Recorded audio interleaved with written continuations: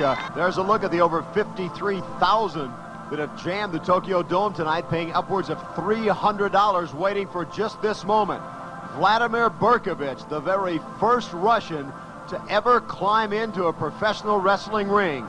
How good are the Russians with their amateur background? We'll find out very, very quickly, because Mr. Berkovich's opponent will be none other than right there, Tatsumi Fujinami, the current Japanese professional champion. And Nick Bockwinkel, this is one people have been waiting for years and years. Absolutely. Of course, needless to say, until Gorbachev opened up Russia, a lot of this couldn't happen. But tonight, I think, is probably the greatest example of Glasnost that we've ever seen. It should be a very even match. Berkovich, 236 pounds. Fujinami, 230 pounds. No weight advantage for one man or the other. This one should be a classic.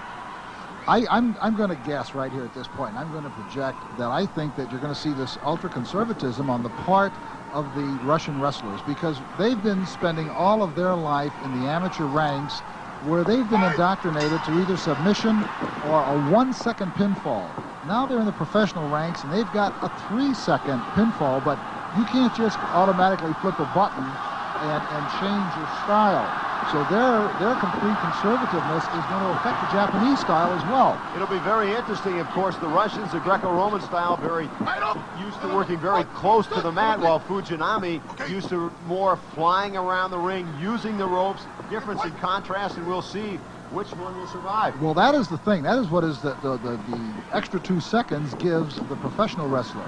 And here, of course, in Greco-Roman is basically beautiful suplex, going right for an arm bar. It's kind of a combination of hip lock and suplex at the same time. Much what we talked about. Berkovich probably feeling much more comfortable on the mat. Fujinami taking him out, breaking the hold, getting up to his feet. As you said, it's very obvious, Nick. You're exactly correct. Both wrestlers, I think, a little tentative in the opening minutes of this match. Not really sure what to expect out of one another. Fujinami returns. Yes, excellent arm drag. Now, see, Fujinami, the Greco-Roman, eliminates the use of the legs tripping and of that style. It's all upper body. The amateur freestyle, of course, does incorporate the legs, so the freestyle wrestlers will have a closer kinship to the professional style of catch-as-catch-can. They're an interesting move. Berkovich trying and succeeding, working his way off from his back. He's used to having a fraction of a second if his shoulders pin, but here he's got 3 seconds. Great suplex by Fujinami. Count of 1. Again, Berkovich immediately rolling over that. Exactly. Get off your back. He's yes. not used to having the full 3 seconds. Exactly. This is the big thing right there, and that is what is going to, again, the Russians are having to make the biggest adjustment, and the adjustment will be a plus for them because it will give them that extra freedom to think. They haven't even experimented with themselves to try to do anything different into other areas of the wrestling freestyle, but this is going to allow them to do it. Now, let me ask you this, Nick. Fujinami there dropping to his knees for a leg takedown. Nick, let me ask you, Fujinami, the current Japanese champion, obviously any opponent that he wrestles in the ring has worked his way up to deserve a title shot. He's always wrestled an opponent he's been very, very familiar with. Suddenly, his opponent, Vladimir Berkovich from the Soviet Union, a man he has never seen wrestle before, that has got to play a little bit on his psyche. I'm not so sure that the man, because once the bell rings in any contest, that you and I, we're too much into the heat of the passion, so you don't worry about the human being as much in this case as you worry about how is this new style going to affect even Fujinami's thinking. Very interesting. Yes. 2 wrestlers up against the ropes. Referee orders the break. Now you see Berkovich unsure. The referee, both men breaking cleanly and then motioning Berkovich up to his feet. He's got to be at a bit of a disadvantage. He doesn't understand English. He doesn't understand Japanese. No, something so totally foreign to the Russians is the fact of the closed fist. Nobody's ever hit them with a closed fist. Excellent suplex there. This goes to show the strength. Now, the amateur wrestlers, in a sense, and most of the Japanese, this is where the Japanese and the Russians have a tremendous advantage over the American team, is the fact that they have tremendous suplex abilities. They train themselves in this because it's a tremendous advantage for amateur wrestlers as well. Fujinami, using the professional rules, hooked his arm around the top rope, referee ordering the break. You can see a little confusion on the part of Berkovich.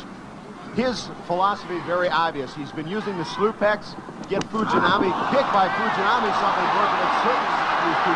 Trying to get Fujinami on the mat and go for a hold there.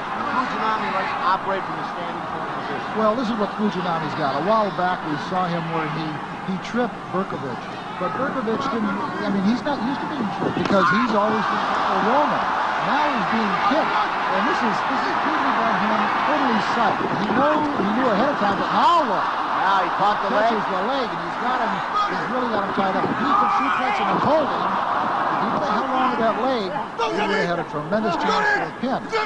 You can see a little confusion on the part of Berkovich, but again, as is so common, you mentioned in the heat of the battle, you kind of go with what brought you.